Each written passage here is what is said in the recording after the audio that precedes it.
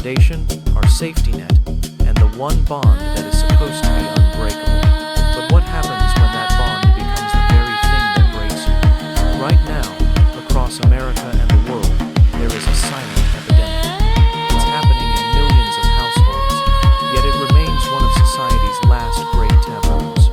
Adult children are making the agonizing decision to cut ties with their parents. Siblings are drifting into silence.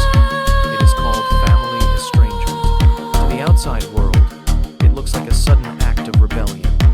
A child being ungrateful, a parent being abandoned. But if you look closer, behind the silence, there is rarely a simple story of anger. Instead, there is a profound, complex psychology of survival. Why do people actually do it? Is it an impulsive decision, or is it a desperate measure to preserve one's own sanity? In this video, we are diving deep into the psychology of family estrangement. We will debunk the myth of the sudden break, explore the cumulative trauma that forces a person to walk away, and analyze the toxic dynamics from emotional neglect to narcissistic control that make no contact the only viable option. If you are struggling with guilt or trying to understand why someone you love has walked away, this is the explanation you've been looking for. This is the truth behind the silence. Let's begin.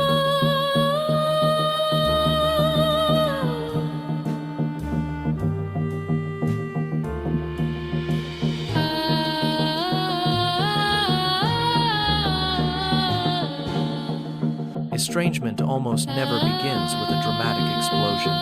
It begins with erosion, slow, quiet, almost invisible to everyone except the person living through it. For years, even decades, the relationship looks normal from the outside. Birthdays are celebrated, holidays are endured, smiles appear in photos. But beneath the surface, something is wearing down layer by layer. Not because of one catastrophic event, but because of hundreds of small ones that accumulate like sediment at the bottom of a river. Psychologists call this microtrauma, the subtle criticism disguised as concern, the boundary that gets pushed just a little further each year, the dismissive tone that tells you your feelings don't matter, the constant pressure to be who they want you to be, not who you are. Individually, these moments seem minor.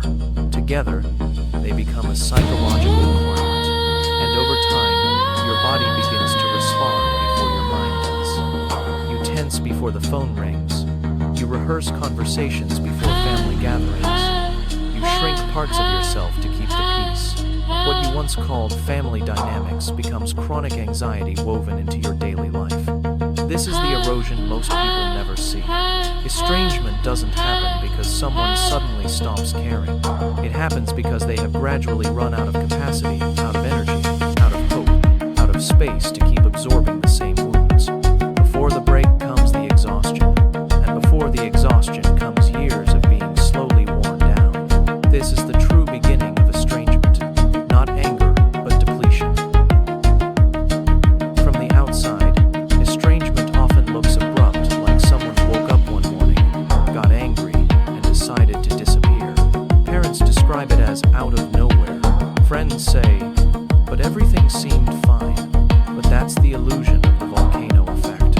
A volcanic eruption looks sudden only to those who weren't paying attention to the pressure building beneath the surface. Lava doesn't appear overnight. It forms quietly, silently, over years. The mountain holds it in until it can't. Family estrangement works exactly the same way.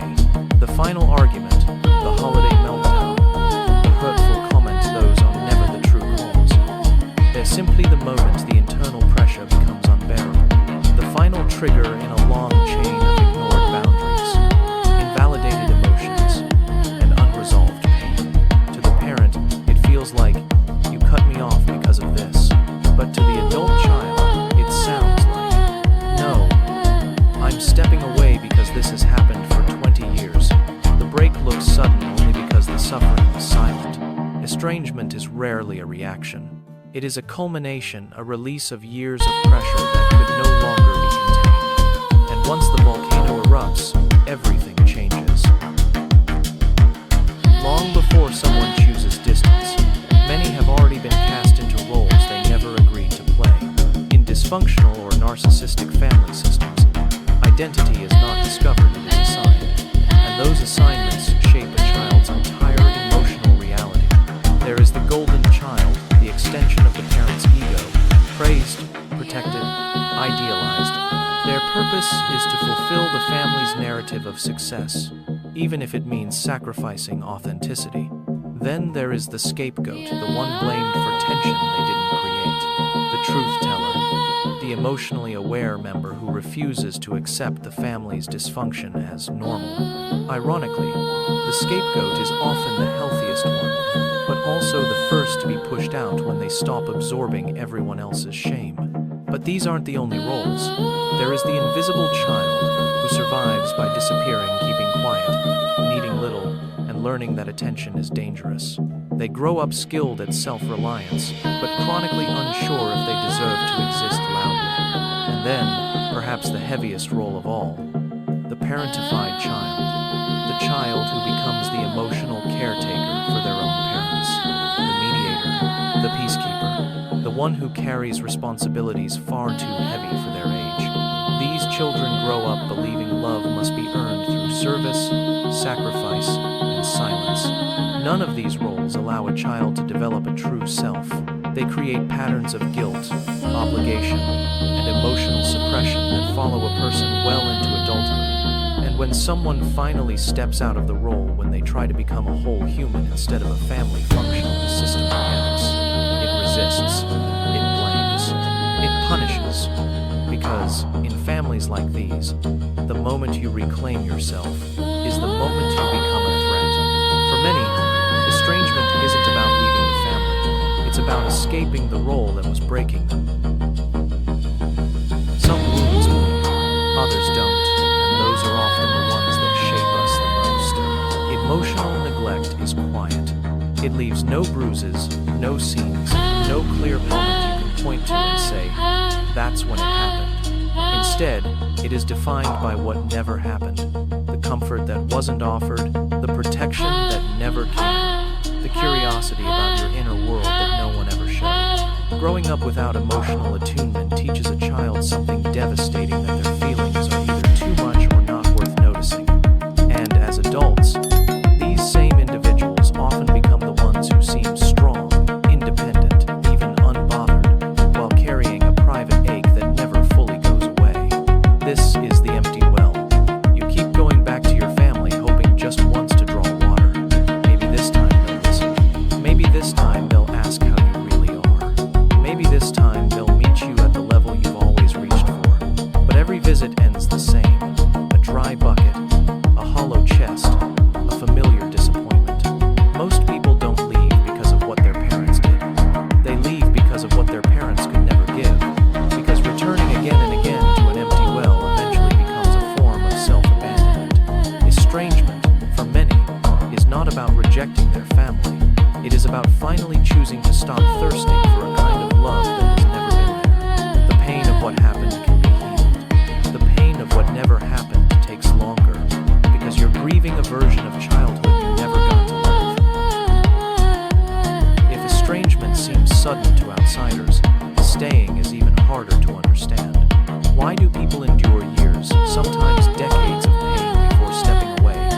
The answer lies in two powerful psychological forces: trauma bonding and the hope cycle. Trauma bonding forms when moments of harm are intertwined with moments of warmth.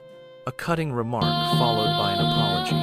A cold silence followed by a rare expression of affection. A boundary crossed, then a promise that things will be different.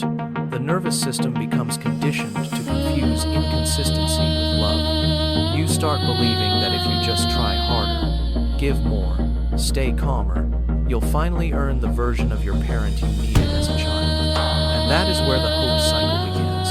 It keeps you waiting. It keeps you forgiving. It keeps you returning to situations that slowly dismantle your sense of self. Hope isn't the problem. It's that the hope is always about who they could be, not who they consistently are.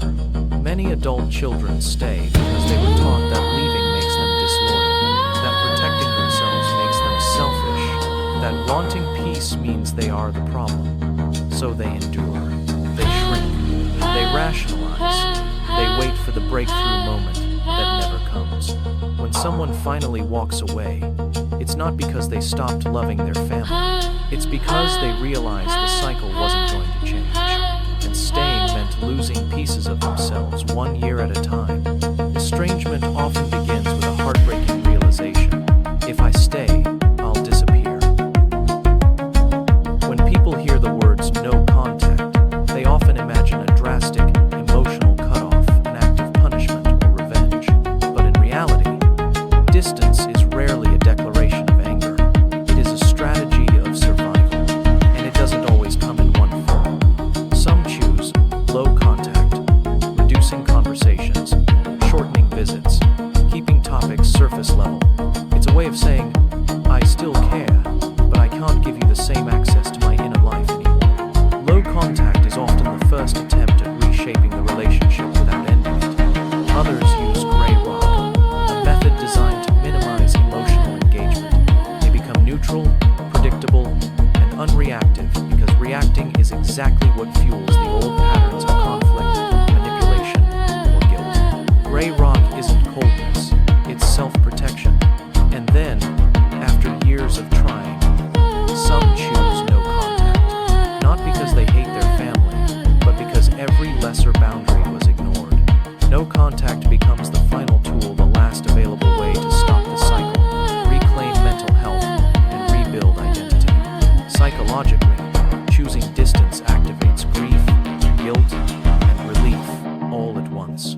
You mourn the parent you hoped for, feel guilty for wanting peace, and breathe easier when the chaos finally stops. It is a deeply conflicted decision, one made only after every other attempt has failed. Distance is not rejection, it is clarity.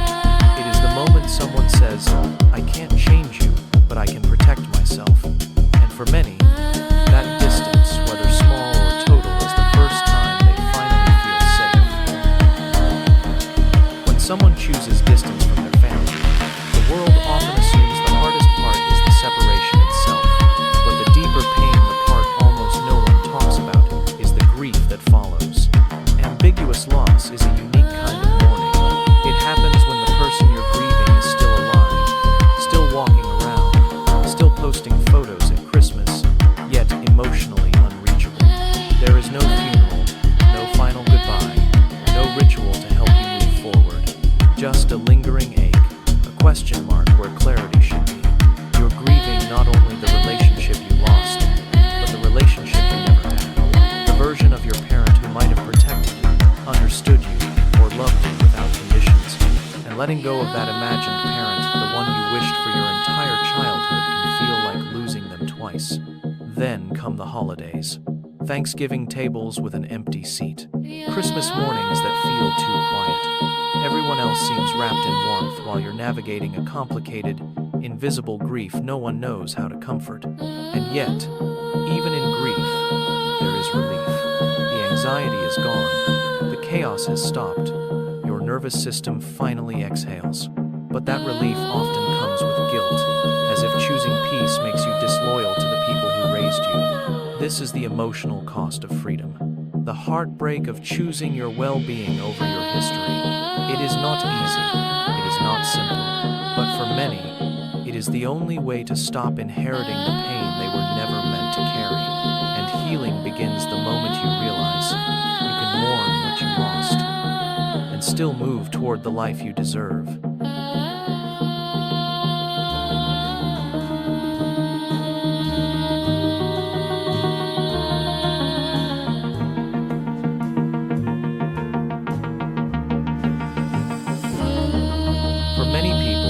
Estrangement is not the end of a story. It is the beginning of a life they were never allowed to fully live.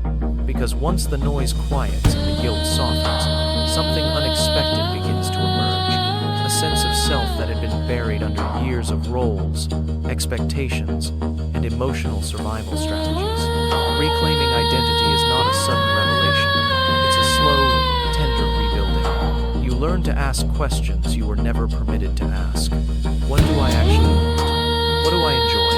What feels safe for me? And perhaps for the first time, Your choices are not filtered through fear of judgment or punishment. You stop shrinking. You stop apologizing for existing.